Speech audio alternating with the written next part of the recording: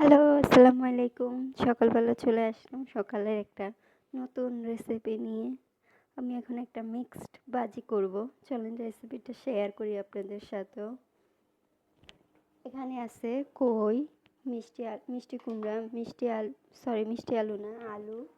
তারপরে আছে গাজর,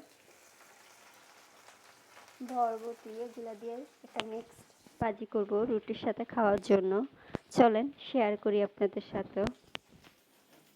পেঁয়াজটা হালকা ভাজা হয়ে আসলে দিয়ে দিব কিছুটা কাঁচামরিচ। কাঁচামরিচটা একটু বেশি দিবেন, যেটা একটু ঝাল হলে খেতে ভালো লাগবে এটা।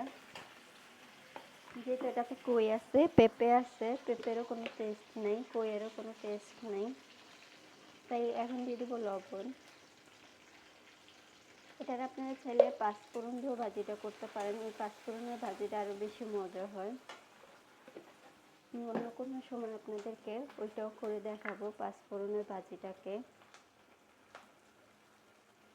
দিয়ে দিব হলুদ।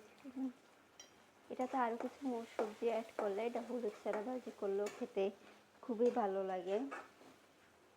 আমি এভাবে সকালবেলা রুটির সাথে মিক্সড ভেজিটেবল ভাজি করি।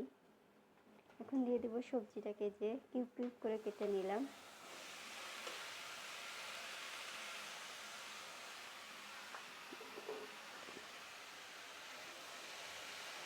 গাজরটা দিলে এটা একটু কালারফুল লাগে দেখতে, সেজন্য গাজরটা দেওয়া।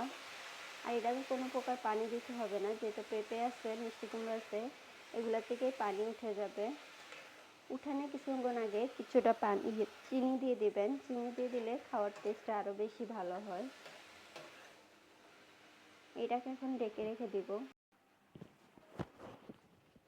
দিয়ে দেবো একটু চিনি। চিনি দিলে এটা টেস্টটা আরও বেশি ভালো আসে, যেহেতু কইয়ের মধ্যে কোনো টেস্ট নাই। চিনিটা দিলে এটা খেতে খুবই ভালো লাগে। পেঁপের মধ্যেও কোনো টেস্ট নেই, তাই চিনিটা দিলে একটু খেতে ভালো লাগবে আর কি। আপনারা চিনিটা দিতে পারেন। চিনিটা দিলে এটার কালারটাও ঠিক থাকে সবজির।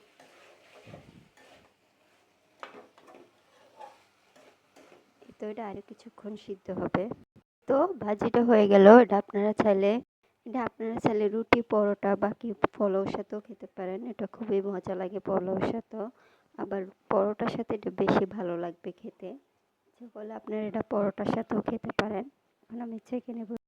এই তো আমি ছেঁকে নিতেছি রুটি। এটা সকালের নাস্তা, তাই এখানে ভিডিওটা শেষ করছি। আসসালামু আলাইকুম।